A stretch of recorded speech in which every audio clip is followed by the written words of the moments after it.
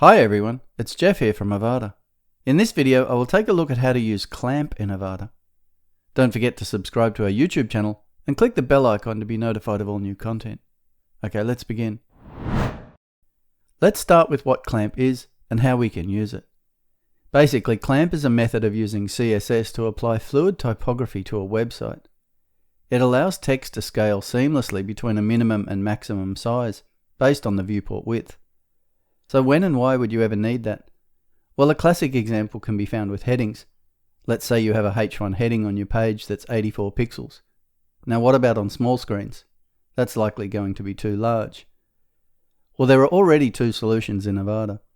In the global options, under the responsive tab, you will find the responsive typography settings. Here you can adjust the responsive typography sensitivity and the minimum font size factor to control your typography on small screens. Alternatively, you could create a duplicate heading with a smaller font size and use conditional rendering or visibility options for it only to display on small screens. This is not fluid, as it will change with the screen size breakpoints, but users are generally not resizing screens anyway. Clamp provides a third option, taking a different approach. With Clamp, you're essentially telling the browser, make this font no larger than the maximum size I specify, and no smaller than the minimum size. And between those sizes, adjust the font size smoothly based on the viewport width. So let me give a few examples of using Clamp. Let's start with this page. There is a H1 title here, and the font size is coming from the heading global typography set, which in this case is 62 pixels. But now let's override that by adding a Clamp value as the font size. Now the basic syntax for Clamp looks like this. These values are typically added in rems and VW, but you can also use pixels. So a simple Clamp statement might be something like this. So this is saying the minimum font size should be 42 pixels, the maximum should be 62, and the preferred value should be 3.5% of the viewport width. Let's try that. As we are going to add this directly into the font size option, we don't need the font size property at the front. If you were using this in custom CSS, you would.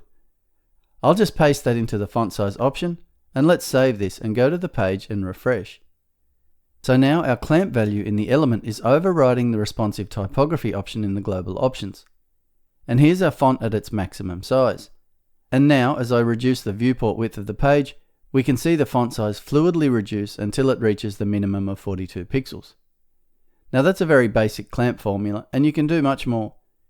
What if we want the minimum font size to be reached at a certain given viewport width, and the same for the maximum? Well, then a Clamp calculator, such as the one found here on markbacon.com, could be useful.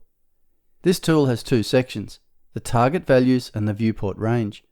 With a base font size of 16 pixels equaling 1 rem, we can determine what we want our heading sizes to be.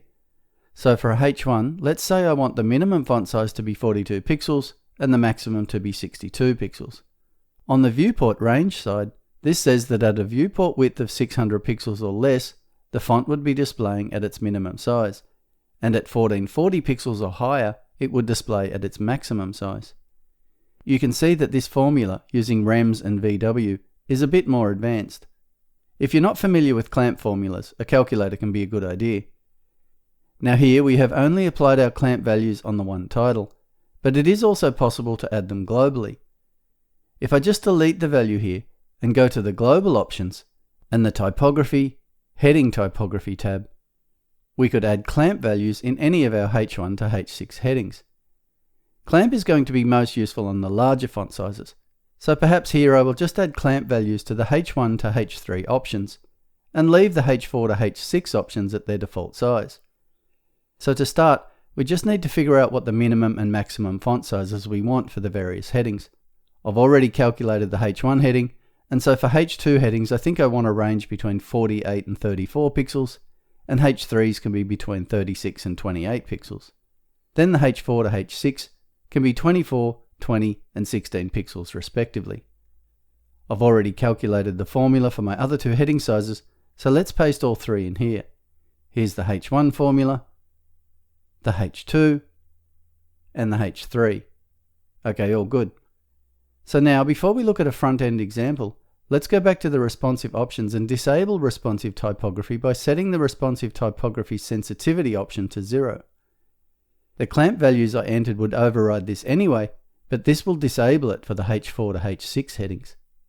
Okay, let's save that. I have a page here with H1 to H6 titles, and the first 3 are using my global clamp values, and the other 3 are using static values. So now let's see what happens as I resize this. Currently on my 4K monitor, they are all displaying the maximum font size. As I come down under 1440 pixels, the font sizes fluidly start to shift, and when we get down to 600 pixels, they are now displaying at their minimum font sizes. And note how the bottom 3 titles didn't change size at all. As well as in titles, Clamp is also supported in the text block element, button element, checklist element, and the toggles element. Clamp can also be applied to things like padding and margins, but with our responsive options, there's not much need for it there. Okay, that's it for this video. Make sure you subscribe to our YouTube channel to keep up with all the latest videos. And if you have any questions or need assistance, please create a support ticket and our team will gladly assist you. As always, we want to thank you for choosing Avada.